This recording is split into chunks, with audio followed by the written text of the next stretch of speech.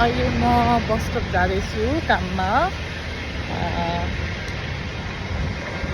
हाम्रो building online अनुकोट अनि तपाईँहरू देख्न सक्नुहुन्छ पछाडिको बिल्डिङ।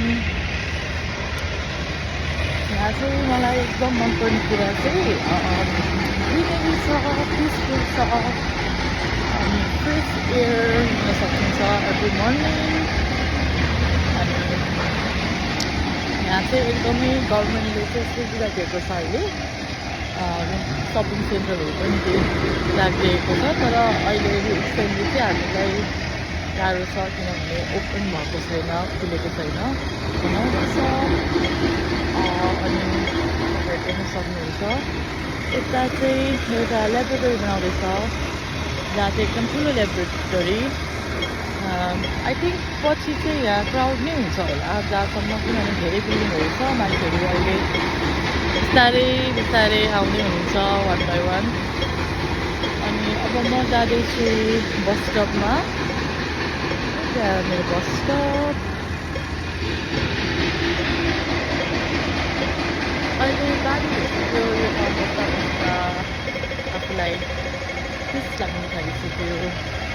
जहाँ बस्यो त्यही बानी भेट्छ।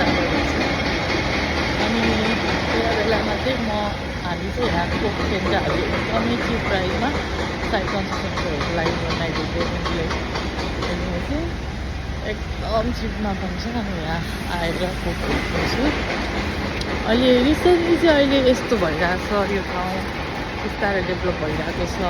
यो एकदम नयाँ न्यू लोकेसन, न्यू प्लेस हो। अब यसको नाम चाहिँ एन्डरसन हो। पहिला यहाँ ब्रिटिसले रुल गर्ने टाइममा चाहिँ एन्डरसनले गरेको रहेछ, त्यसैले एन्डरसन भन्ने मान्छे गरेको ठाउँ नाम एन्डरसन।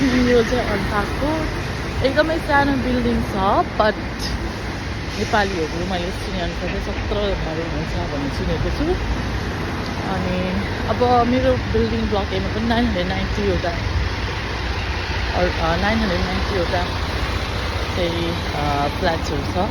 बीमा पनि 990 छ, 990। होपफुल्ली नेपालीहरू धेरै हुनुहुन्छ जस्तो लाग्छ मलाई जहाँसम्म। सो अहिले चाहिँ त्यहाँ पनि कन्स्ट्रक्सन गरिरहेको छ। त्यतैतिर छ हाम्रो